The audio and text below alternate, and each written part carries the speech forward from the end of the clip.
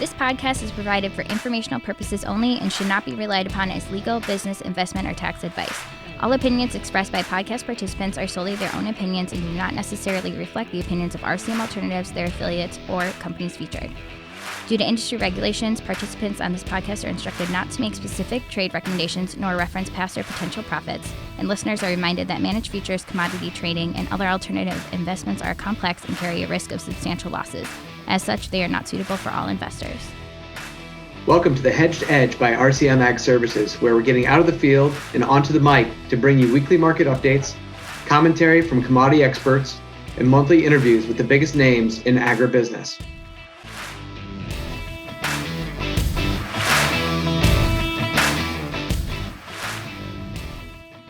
Welcome to the first ever radio version of the Hedged Edge podcast. I'm your host, Jeff Eizenberg, and I'm here joined with my co-host, Ben Hetzel.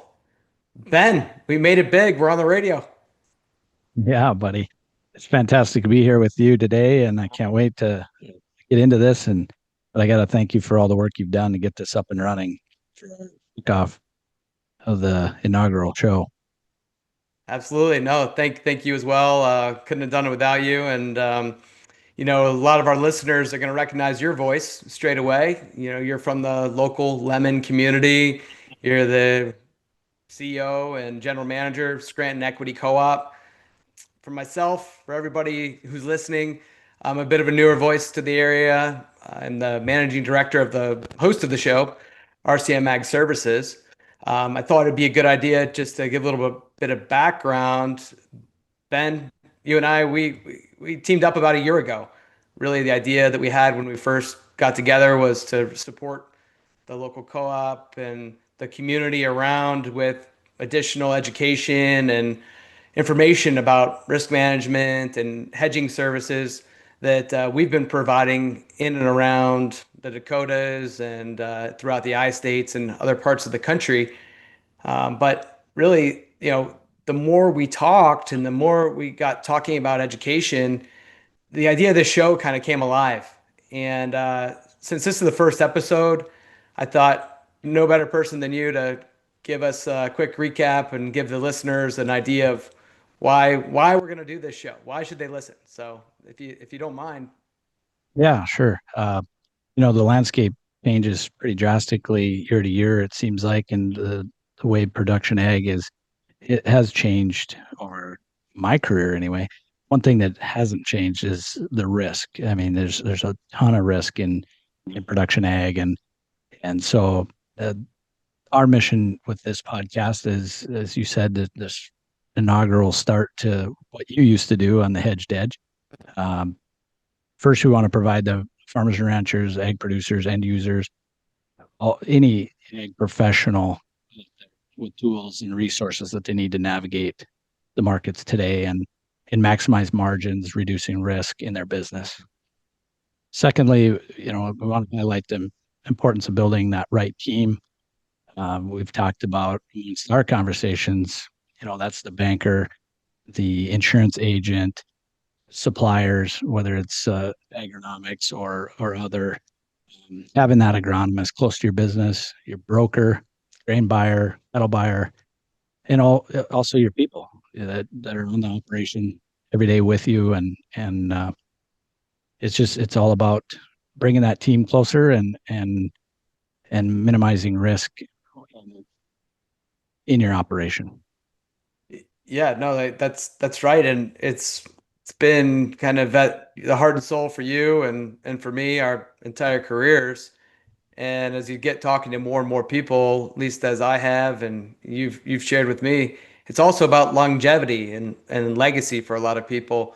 The ability to not just turn a profit this year, but set up their operations, their farm, their ranch to pass on to the next generation.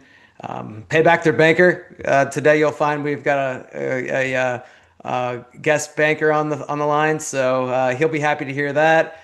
And with all of this said, we're excited to be able to share this platform with you each week. We're excited to bring new guests and new team members from around the local community together to have these discussions. So again, thank you for taking the time to put this one together. All right, now that we've walked through why we're here, let's jump into today's episode. Bulls, Bears, and Beef. All right, joining us today, we've got Dwayne Bowman. Dwayne's the president of Dakota Western Bank, and Joe McKitrick. Joe joins us from Bowman, North Dakota, where he's actively ranching and has been his entire career in production agriculture.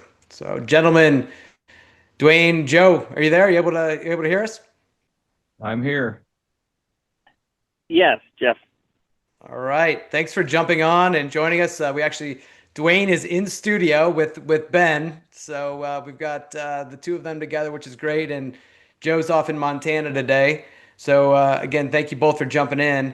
You know, today and where we're going here with this first episode is let's just jump in and talk about cattle. Why not, right? It's the hottest market there is.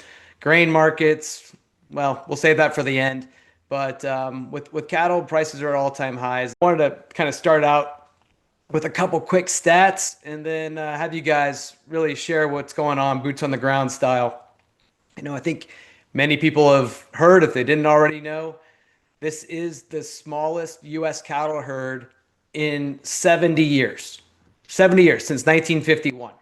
There's 86.7 million head out there on feed. That is highly in contrast to the 2019 peak pre-COVID numbers, 94.7 million. So we're way down, number one.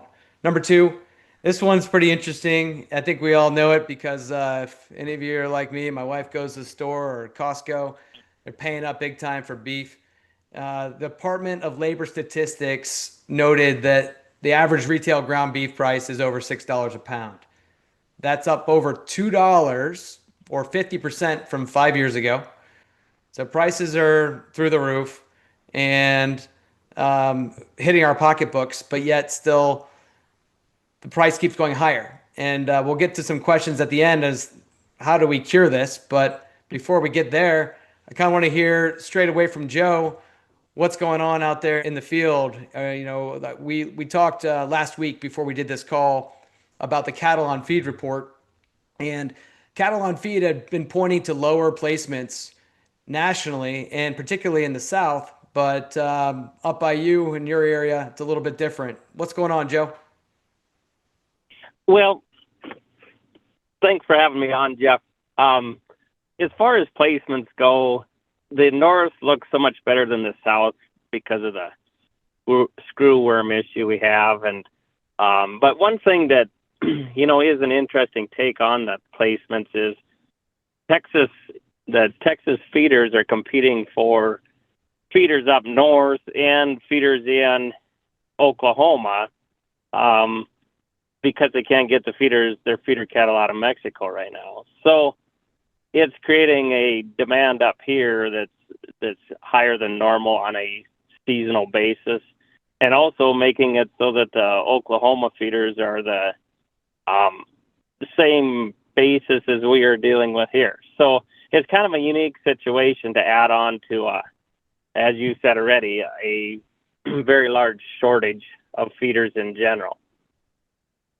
Yeah, and the other part is that you've got some quality ground, obviously had good condition and good grass, so people are bringing it your way. Is that been something you've seen as well, a trend in your direction? Yeah, there was a lot of yearlings contracted early. People were, excited about the price we saw in June with yearlings. So they went ahead and contracted them, fear of the unknowns of the marketplace. As we saw now, the market's slowly gotten better and better, and there's a lot of yearlings starting to show up last week, this weekend, next week. In the 3-4 state area sale barns are starting to receive a lot of yearlings. And receiving them on a very high demand. I mean, the prices just keep going up every day. The northern index is, some version of 375, 380 on an index steer. So the prices we're seeing are just phenomenal. But again, there is there's a visible shortage as far as what's available up here. Yeah, that makes good sense, and that's the kind of gets to the crux of the problem, right? It's that we're we're trending higher. There's a lot coming in, and people are looking to sell, taking profits effectively out of the market. How are people feeling about these high prices?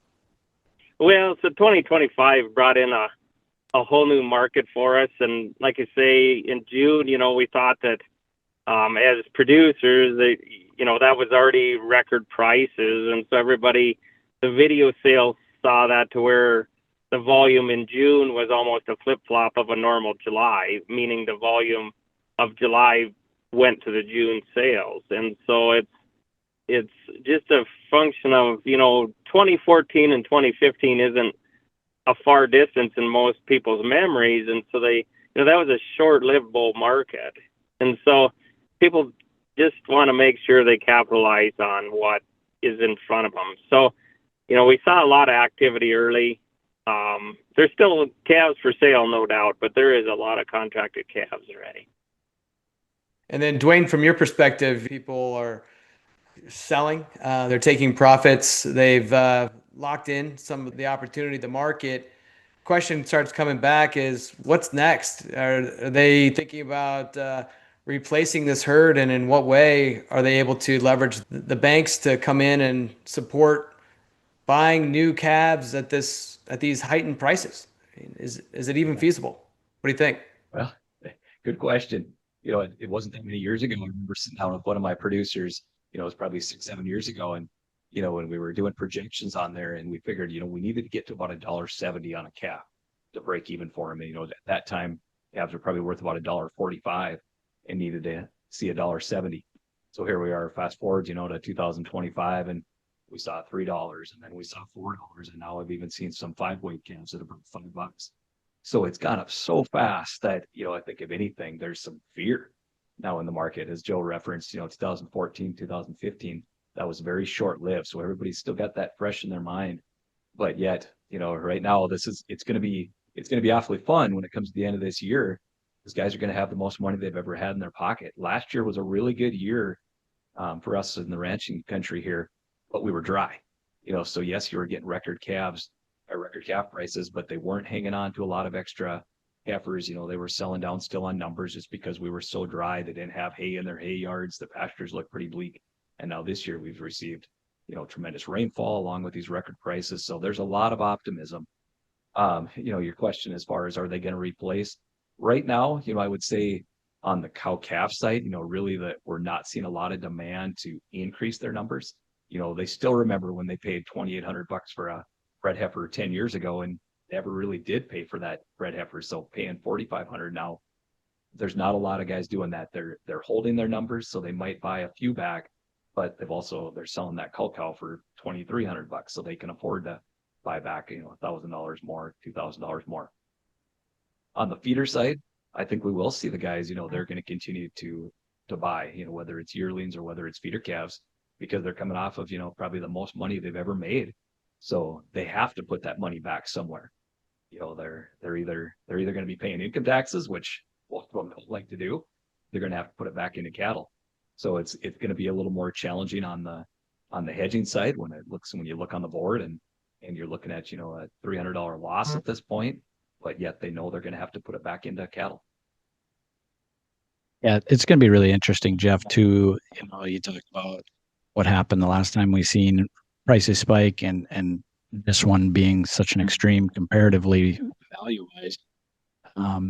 As a producer myself on a small scale, you try to remember those things and do things different this time. So whether you're using futures and options or an LRP product to mitigate some of that risk, you might find yourself looking back on, this last summer, earlier spring. Man, I wish I wouldn't have bought that insurance or put that position on as a cow calf guy. Now, feedlot guys that are buying numbers and doing that, they got to be prudent and hedge their risk diligently. But, as a cow calf guy that maybe 10 years ago never even thought about hedging those calves, this year might have been looking, and maybe even in the last few years, looking at hedging them if they're born or unborn possibly. And as that product's changed, it's made it a little bit different this year. It seems like it's a little more expensive. early on, but the value is so much higher too. So the value of using that tool, but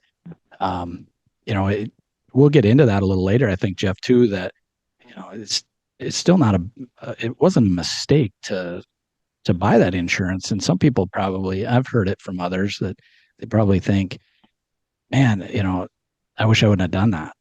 And it's kind of a trap that I think producers can get in, and hopefully we can shed some light on why that's a good thing to be doing anyway. But going forward, it's going to be interesting to see what the trend is. Do guys continue to edge these calves right after they're born on an LRP, or start getting into futures and options and understanding those tools that are available to them? I think the trends will definitely depict a new direction based on what's going on this year. If you want to listen back to this episode or find past episodes of The Hedged Edge, visit kbjm.com or kndcradio.com under Listen Live and podcast options, or either station's free mobile app under podcasts. And Ben, you mentioned something when we spoke the other day about the kind of a misconception in the country that the banks are actually forcing people to put on these hedges and lock in losses. And when you're talking about losing on the calf rate as you buy it, what are your guys' thoughts in general about this? Yeah, I can speak a little bit on the bank side. No, we're not forcing guys to lock in, to put on losses. Obviously, the guys that are buying feeder cattle, buying yearlings, we want them to be prudent and be doing some hedging. They're putting so much money on the table right now, so they know they have to have some type of protection on there. But I don't think anybody's going to force anybody into taking the losses. We're hoping, that they're going to be able to, with that when they're buying, hopefully that it looks like a break even at worst, but definitely need to be doing some type of protecting on their end. On the cow calf side, as Ben talked about, you're seeing more and more guys that are getting comfortable using LRP, a great tool to help kind of take, to lock in some prices for them. And then we're seeing a lot more guys that are just forward contracting, a lot more hitting the video sales early. And they understand that so much better. Hedging is a scary word for a lot of producers still. But when they forward contract and just know, hey, October delivery, I got 398 at 650 pounds, they know exactly where they're at. So they like that part of it. But the hedging is definitely going to be a big piece going forward on the feeder side, on the fat side, just because there's so much money at play this year. Yeah, that brings up an interesting point, Dwayne, that when we talk about grains, and just for a moment, even though we're not going to spend a lot of time on them today, but oftentimes in this geography, forward contract, particularly the calf grain, because you could lose it. You could get hail, you could get, plethora of different things that happen to lose the crop or lose the quality that you've guaranteed to the market. So that's where the futures and options piece or a product like LRP would really kind of protect you. But we're pretty comfortable selling cash cattle. And, generally, if they're on the ground and they're healthy today, you're going to be able to sell them. And, it wasn't that long ago we had a storm called Atlas. If your cattle are contracted in November, and we're in a wet cycle right here, as you mentioned, and you wonder if that's crossed some producers' minds. Like, what happens if we get a bad one? And I don't have the numbers. Maybe they aren't selling 100%, likely not. But if they're selling a high percentage, and the risk is there that something could happen, it's usually doesn't happen in a devastating level, but there's some risk there.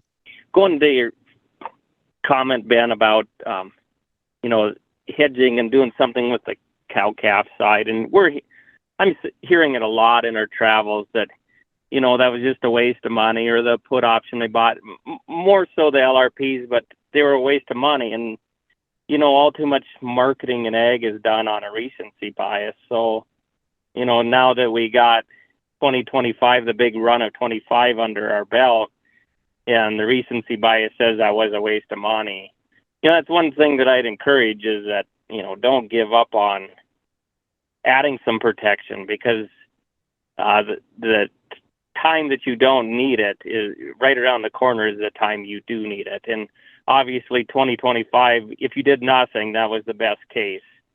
But typically somewhere right around the corners when you do need your hedging program. So I think that's an important piece of that conversation. Yeah, and I'm glad you went there, because I felt like we had to touch on that, because again, personal experience, and obviously you live it every day. Dwayne sees it every day. Jeff, he's in the trade every day.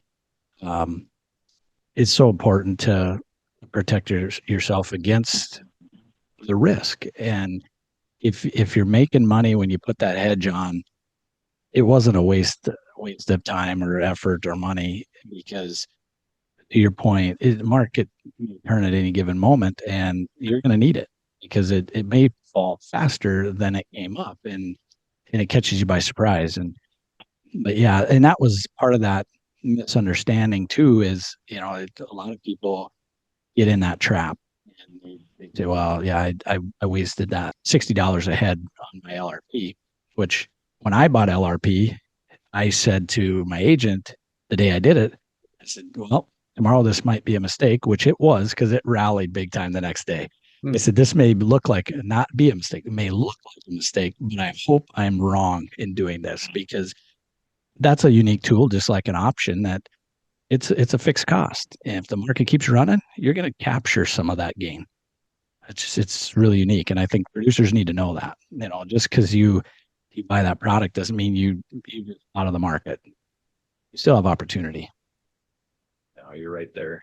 Ben, that's exactly what we're hoping for, that you never have to use that tool. As Joe said, the best thing a person could have done this year was nothing. Well, we're right around the corner from where things could turn the other way really, really fast. And it's the insurance, it's just the insurance that you're going to be able to sleep at night, having that protection on. Obviously the bankers, we want to have that as well. We want to have that risk covered. The producers need to have that same thing. And it's, that's why we put crop insurance on, that's why they put hail insurance on, so they can sleep better at night. They hope they never have to collect on it. Yeah, we're talking with Dwayne Bowman here, the president of Dakota Western Bank. So, Dwayne, when we talk about that right there, the relationship with the banker, I think that's so important. We have a lot of people that, doing futures and options and other transactions that require the bank to be aware and communicative about where they stand with their potential gains, losses, and margin calls. And, we're on the radio waves and we use the word margin call. Somebody might turn us off straight away, but the reality is that can happen. And having that open line of communication with the bank in advance is paramount. And so, I just give you this chance to, speak to that, and, the way that your bank handles kind of working with their ag loans, whether it's cattle, grains, whatever it might be. Yeah, I mean, the biggest thing when we're putting their operating note together, or putting their note together to purchase the feeder cattle, obviously a big part of that, a piece of that, is their risk protection, and it's going to come at a cost. Whether it's going to be put options, and we're going to build that in, or whether it's going to be crop insurance, we're going to build that into the note. We have to manage our risk, and they've got to manage their risk. So it's a cost of doing business, but it's no different than any other business out there. Like you said, I think if anything, it's just a lot of producers still are just scared. They don't know enough about marketing. They don't know enough about risk protection, futures contracts, things like that. They don't have enough knowledge on it yet, but it's a necessary piece to continue to get educated on. And that's where I think this show is going to be kind of exciting, because hopefully it's going to provide some opportunities for producers to get educated. Yeah, thanks, Dwayne. That's the goal, and really appreciate your feedback and being there to answer those questions in office, and there locally. So that's great.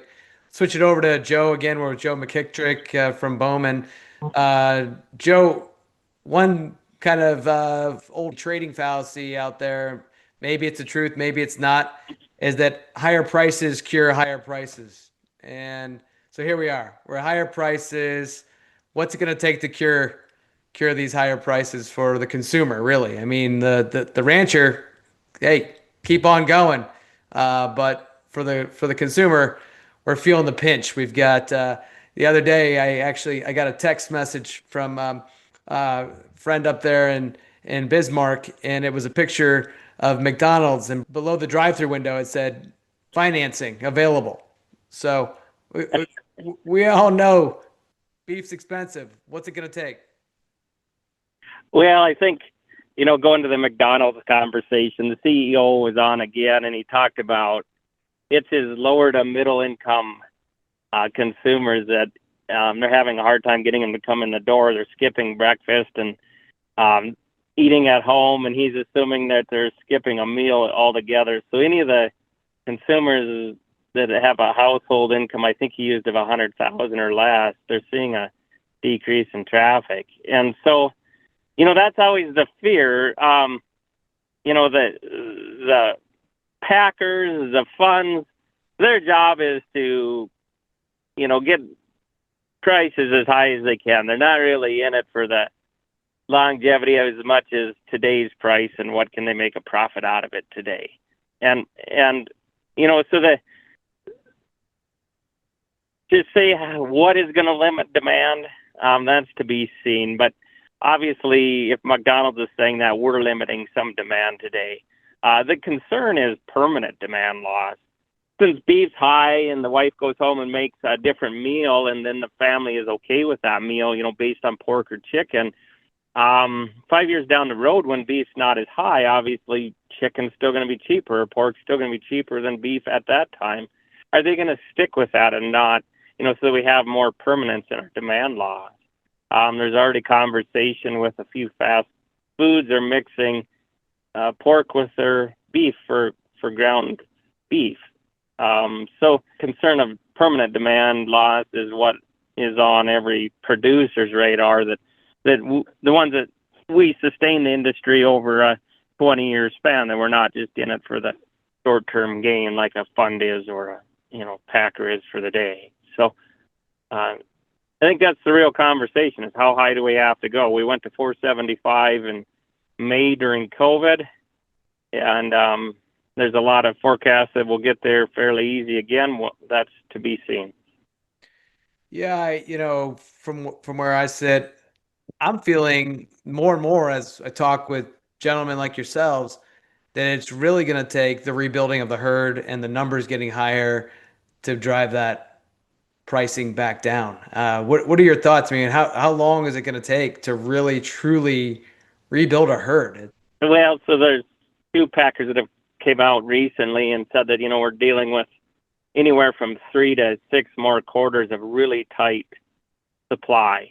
And then, getting to more normalization, however they define it. They did not define it in their notes, but, 2027 being closer to more normalization. So assumably, we're going to see some herd expansion somewhere along the journey that provides that. Want more agricultural market expertise? Listen to full episodes of the Hedged Edge podcast wherever you get your podcasts, or visit rcmagservices.com. Get the complete market analysis and strategies you need to succeed. The other question that's going to come into play here, Dwayne, is interest rates. We know President Trump's been pushing for lower rates. What are your thoughts? How is interest rate play going to either support or impact the herd expansion on the cattle side? Yeah, really what I've seen the last few years with rates going up, it hasn't had nearly as much impact on the egg side as you'd expect. Land prices have been strong as ever, have continued to go up. So, and a producer actually said this to me the other day. He said, interest rates to me don't mean nearly as much as commodity prices. And he's right. Commodity prices and weather are a much bigger factor in the impact than interest rates. So I think we're going to see interest rates go down. I don't think that's going to have a big impact on what cattle prices do. Like you were talking, what kills, high prices, it's high prices. And I think what we're finally going to see at some point, right now, the beef consumption in the U.S. has been very stable. The last 3 years has been right around 58 pounds per capita. So that isn't changing. So at what point, does the price cause them to go elsewhere? Chicken is still, twice the consumption that beef is. But you talked about, the $2 difference there is. I don't think it's enough difference right now that the consumer still knows that they enjoy that, their lifestyle, they know what they like. And we're definitely in a lifestyle to where we know what we appreciate, what we like. And as long as we can afford it, we're going to continue to stay that way. Like you talked about financing, I thought this was kind of interesting. I heard this the other day about, people love convenience. So DoorDash, they love that. And, they're going to order that cheeseburger from McDonald's and they're going to get fries and they're going to get their Frosty. And next thing you know, they've got a $17 meal and they're paying $5 to get it delivered. So they've got $22 in, they're putting it on a credit card that they're not paying off at the end of the month, Jeff. So you're right. And that's the lifestyle. So it's going to come a point when they can't, make those payments, when they really are feeling the pinch. That's where there's going to be some lifestyle changes, and then we may see some adjustments on beef. I think Dwayne brings up a good point there too. That's worth noting is even though beef's high, it's not like chicken and pork are dirt cheap. Those competing meats have done a good job of trying to follow beef up, yet stay a little bit cheaper so that they maintain their demand. But if you notice that those meats that's just kind of been a silent move. So it's not as big a disparity as one would say. The interesting thing would be the margins at the production level. Is the producer that's raising, and I know it's all pretty well confinement related production, but where's the margin in all that landing? Jeff, you and I had a conversation the other day about what some of these fast food chains might be doing to encourage that middle class, lower class consumer to come into the store or the restaurant and buy the meals or whatever, fast food. And it's really interesting. They're focusing a lot. If they're traditionally a burger joint, say a McDonald's or one like that, the first thing a lot of us think of is the Big Mac or some kind of a quarter pounder type thing. They're really focusing their daily specials or whatever the meal deals around chicken. Yeah, I think we looked it up. McDonald's CEO came out and said, "Oh yeah, we're going to bring back the value meal," and they have 6 new value meals. Well, 5 out of 6 are chicken related. So there you go. They're trying to drive towards profitability. Shifting course here to the kind of last question.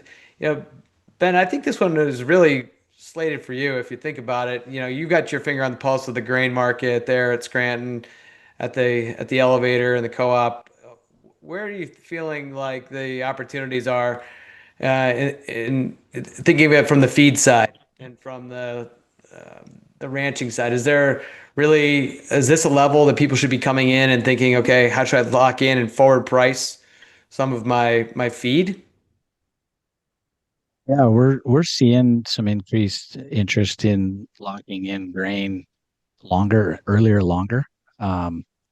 Whether or not seasonally this is, traditionally maybe we're coming into that lower price point where when harvest ramps up, we got the volume hitting the facilities and basis widens out.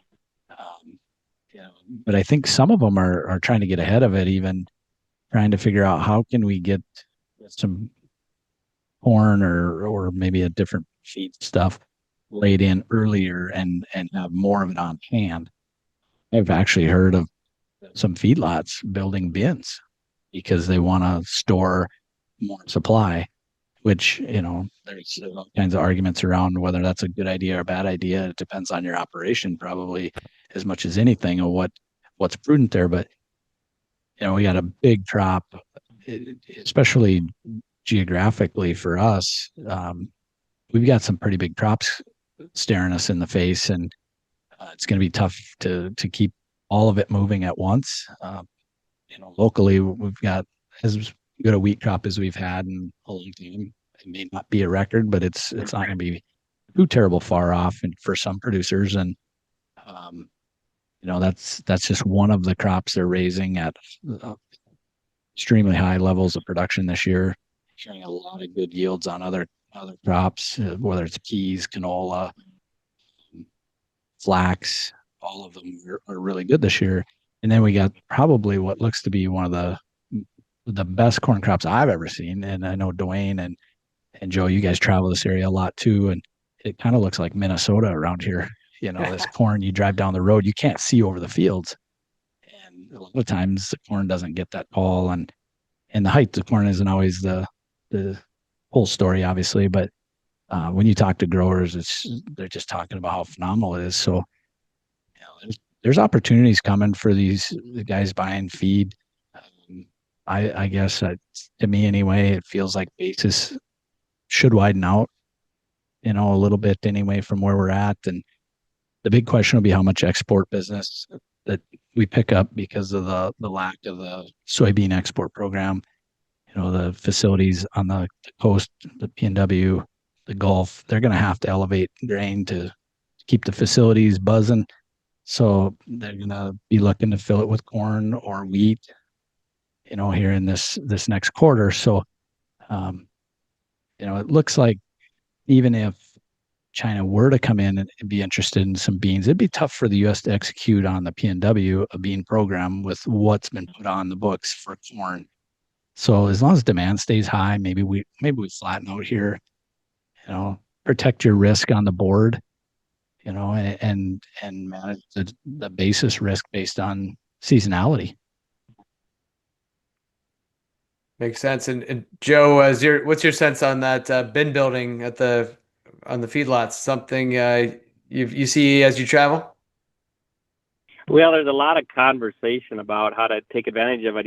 For the first time in probably 2 decades, like Southwest Kansas has a negative corn basis in areas, and there's a massive amount of corn growing this year, and like Ben's saying, it looks like Minnesota, in areas that are fringe acres, that maybe are normally 60 to 85 bushel, or 100 plus. So you can say it, Joe. You can say it. 150 plus. Oh, okay. Yeah. I never thought we'd have a 2023 corn crop again in the fringe acres, but it looks like we're going to. And, you get into Western Kansas from north to south, there is a mountain of corn this year. Western South Dakota, same thing. So, yeah, there's conversation of how to, there's a lot of places that are going to make a wet corn pile that would maybe normally make a small one, that are going to make, one that lasts 3/4 of the winter or something. And so, yeah, there's a lot of conversation how to take advantage of this, the large crop and really large basis at harvest too. Looking ahead into 2020, end of 25 and end of 26, what are your thoughts, Joe? So 25 was a demand-driven market. And as we go into 26, we're getting into a supply-driven market where the shortages of supply are the constraint is becoming the larger. And so the structure of the market changes. The safety of a demand-driven market is greater. The clarity of that it's going to go higher is greater than a supply-driven, because there's so many outside forces that could affect supply, exports, the Mexican imports. So I think the conversation leads to what could potentially put a final top in this market. And one of them is the NCBA is putting a lot of pressure on the USDA to do something about this Mexican feeder cattle import situation. The Texas yards, there's a lot of Texas yards that make a living off of feeding Mexican feeder cattle. And in fact, the largest feed yard conglomerate in the U.S. is only at 40% capacity, and not totally because of no imports of Mexican feeder cattle, but there's that's a part of the situation. So, what could put the final top in is, the opening of the border. The other thing that's, transpired since last week is the Trump's tariffs are now under pressure judicially. Yes. And if something like that changed to where Brazil could ship directly to the U.S., and so when you add in that we're increasing Australian imports as fast as they can do it, and then you add in the Brazilian side, and then you put this, the screwworm situation in the rearview mirror, that's a lot of headwinds for the market to keep going higher. And so then the supply-driven side of it in 26 becomes a question mark of how is that going to affect supply? Obviously, demand's not going to fall out of bed. So we still have demand, but we don't have demand as a driver that takes us to a whole nother level from here.